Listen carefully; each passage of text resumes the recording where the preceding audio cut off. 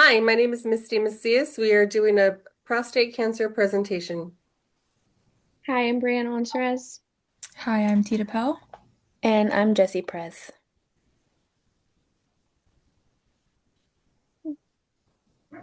Okay, so what is prostate cancer? Well, it's important to go over the anatomy first. The prostate and seminal vesicles are part of the male reproductive system. The prostate, as you can see in the picture, is below the bladder and in front of the rectum, and it surrounds the urethra. And the seminal vesicles are two glands attached to the back of the prostate. And we'll get into more of the physiology in a second, but prostate cancer occurs when abnormal cells form and grow in the prostate gland. Not all of these growths are cancerous. Some are benign, so they're non-life threatening and they don't spread or metastasize to the body. And some are cancerous, which means they are life threatening and can spread to nearby organs or tissues. And if they are removed, they can grow back. Go ahead, next slide. Okay, so types of cancers. The most common type of prostate cancer is adenocarcinoma, which starts in the cells of glands that produce and secrete fluid, which, if you recall from anatomy and physiology, that the prostate and seminal vesicles make fluid that mixes together with sperm during ejaculation. During ejaculation, the sperm and the fluid from the prostate move from the prostate and vesicle, or I'm sorry, during ejaculation, the sperm and the fluid from the prostate and vesicles move into the urethra. And it's important to remember that the urethra goes through the center of the prostate and then allows for excretion. Adenocarcinoma causes a disruption in the normal function of this, which can ultimately interfere with the urination and ejaculation. As you can see, like there's a little stricture on the bottom image. So the tumor is kind of causing that difficulty urinating and ejaculating. Um, Another type of prostate cancer is transitional cell carcinoma. It starts in the cells that line the urethra, and from the bladder, it spreads to the prostate. And in some rare cases, it can start in the prostate and then spread to the bladder. It's basically the opposite. Um, there's also neuroendocrine tumors of the prostate, and they are rare and aggressive cancers. Um, this arises when this arises from hormone secreting cells in the prostate that usually develop after treatment for like typical prostate cancer. And then you also have sarcomas, which are extremely rare, and they start in the connective tissue of the prostate and muscle tissue of the prostate as well. Go ahead. Slide. So these are the causes and risk factors. There's no exact cause of prostate cancer as of right now, but there are certain risk factors or connections that can be made to like the development of prostate cancer. So you have genetics. So a family history of prostate cancer can increase your risk of developing it. The BRCA1 or BRCA2 gene is also involved. Your age, so being over the age of 50 years old, can increase your risk. Also, African American men tend to have a higher risk compared to other ethnicities. Environmental factors, including exposure to chemicals or pesticides during like jobs or just environment in general, can put you at an increased risk of developing prostate cancer.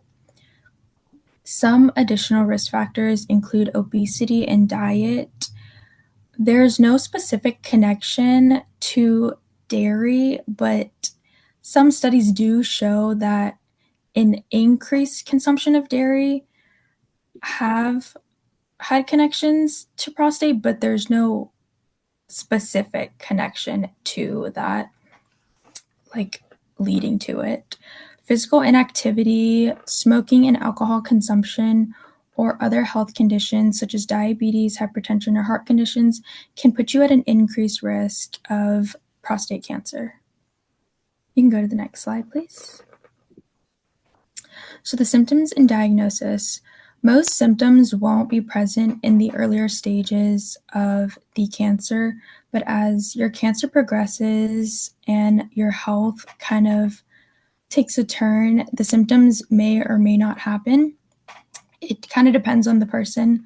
So some symptoms include frequent urination, difficulty urinating, weak urine flow, or kind of like stopping and going when you urinate, peeing or burning during urination, blood in the urine, erectile dysfunction, or pain in the lower back, hips, or pelvis. Diagnosis can be done through different things. The most definitive way is a biopsy. So they take a small needle to remove a tissue sample and then review that underneath a microscope to determine if you have prostate cancer or not. Another test is a prostate specific antigen test. Is a simple blood test just to measure the levels of PSA, which is a protein produced by the prostate gland. So an elevated level would indicate prostate cancer. You also have a digital rectal exam. So a doctor would just take a gloved finger and kind of feel for any abnormalities like around the prostate gland.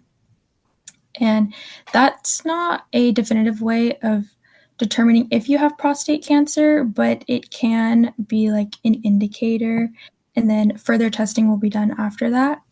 You also have ultrasounds, MRIs, and CTs. This is just to determine if the size of the prostate gland is abnormal or if any testing really needs to be done to determine if you have prostate cancer or not. You can go to the next slide.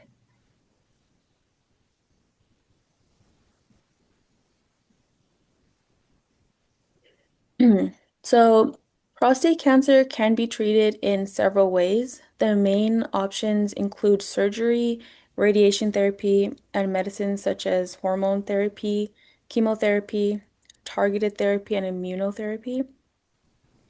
The treatment plan depends on factors like how large the cancer is, whether it has spread, how fast it's growing, and the patient's overall health and preferences. That's why it's important to work closely with the healthcare team for to choose the best option. So I'll quickly just talk about them real quick. In some cases, treatment may not be needed right away. This approach is called active surveillance, like monitoring. They'll be monitoring with regular blood tests, images, and biopsies.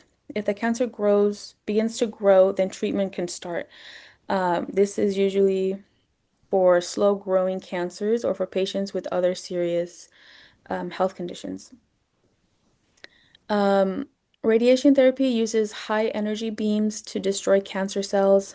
The most common form is external beam radiation, where a machine directs radiation at the prostate.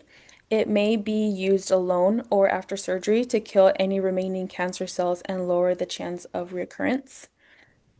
Surgery removes a prostate gland and sometimes nearby lymph nodes. It's most effective when the cancer is it's still contained in the prostate. So possible side effects include urinary incontinence and erectile dysfunction, which often improve over time. Hormone therapy lowers or blocks testosterone, which the prostate cancer cells need that to grow. This can be done with medicines that stop um, testosterone production or block its effects, or by surgery to remove the testicles. Chemotherapy uses powerful drugs to kill cancer cells, usually for advanced prostate cancer that has spread or when hormone therapy is no longer effective. Targeted therapy attacks specific changes in cancer cells without harming as many normal cells as possible without doing that. And immunotherapy helps the body's immune system recognize and destroy prostate cancer cells. So we can go to the next one. Okay, so there's not really much you can do to prevent prostate cancer, but there are some things that you can do to better your chances at not getting it. So, living a healthy lifestyle plays a big role in supporting prostate health and managing the effects of prostate cancer and its treatment.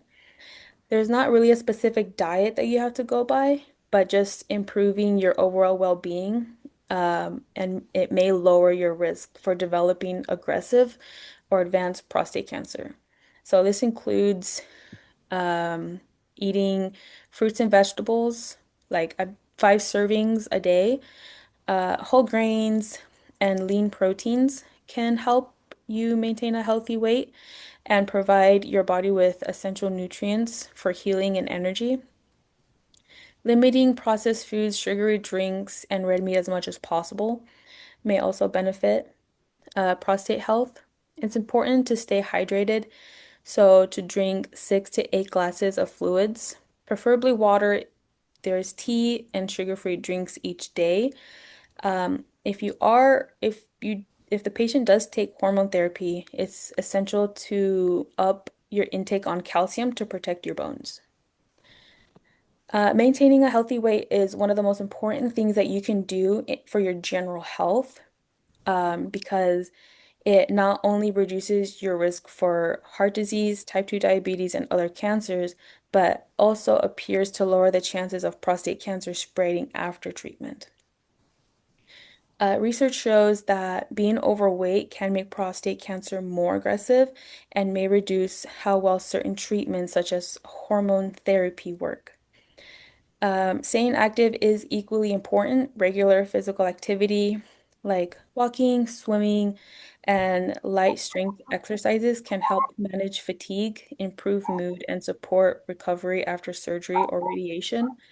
So once you already have prostate cancer, it's mainly just helping you live better with it and keeping yourself as healthy as possible. Okay, ready for the next slide? So now let's talk about some innovations in the prostate cancer. Well, the first one is going to be the robotic single port system. The single port system was the first real hardware innovation in robotic surgery, and it has already demonstrated advantages in terms of shorter length of stay, better cosmetic results, and reduced post-operative plans and pain. It was first FDA approved in 2018, and it started to be used just last year. Um, the single incision using the fully articulating scope and the double jointed instruments are designed to work properly even in narrow spaces. This is allowing the single port surgical procedures to be performed peritoneally, meaning from the outside of the abdominal wall. Here are some advantages of it. The single incision reduces operative pain, meaning less opioid use. And the supine position minimizes anesthesiologic complications. And the extraperitoneal access decreases the risk of bowel injury and postoperative ileus. Um, this procedure can also be performed outpatient.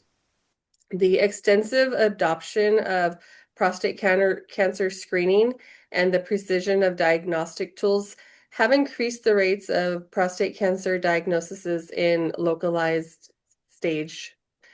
Secondly, we have the partial prostatectomy.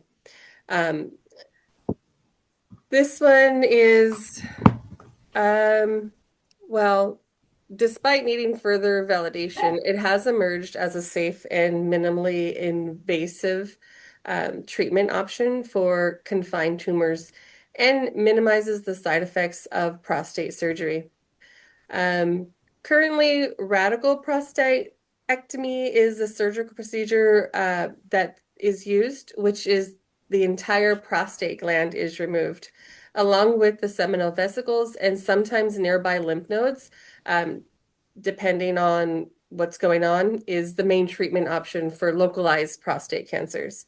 But this has a high rate of vascular damage, nerve injury, rectal injury, including rectourethral fistulas. Little holes and tunnels start to develop. These are all most of the short-term common complications with it. But there's also serious long-term functional complications with this radical prostatectomy. These are like urinary incontinence and even erectile dysfunction. So now with the partial prostatectomy being proposed as a safe and feasible treatment option, it is still the oncological effectiveness of a surgical removal of the tumor, but without these major side effects, like the urinary incontinence and the erectile dysfunction. The aim of partial prostatectomy is to preserve organ function while ensuring like cancer is not inadequately treated, basically. More comprehensive long-term follow-up data from well-designed random control trials are currently in process. And the third one I have here is the advancements in imaging using the PSMA PET. So conventional prostate cancer staging relied on combination of CT and whole body bone scans. Staging of prostate cancer is essential to guide initial management, including local tumor staging or T staging to determine if there is like extra prostatic extension or seminal vesicle invasion. Um, Basically, it signifies the advancement of the disease, uh, like if it has spread. Um, the prostate-specific membrane antigen, the PSMA, is a transmembrane glycoprotein, and it's highly expressed in prostate tissues, basically. So, particularly in prostate cancer. So the PSMA positron emissions tomography, the PSMA PET, it's an emerging imaging modality, and that has recently established its role in prostate cancer imaging. So, what is PSMA? It is a glycoprotein that is expressed in many benign and malignant tissues, though to a much greater degree. In prostate cancer cells, enabling direction of prostate cancer tissues on the PET imaging. The PSMA PET is more sensitive than like the conventional imaging in detecting the metastatic disease or like the spread of the disease. And so it can improve local staging by detecting like the smaller lesions that may be missed by the CT or the MRI. So these are all current uh, innovations in the prostate cancer management.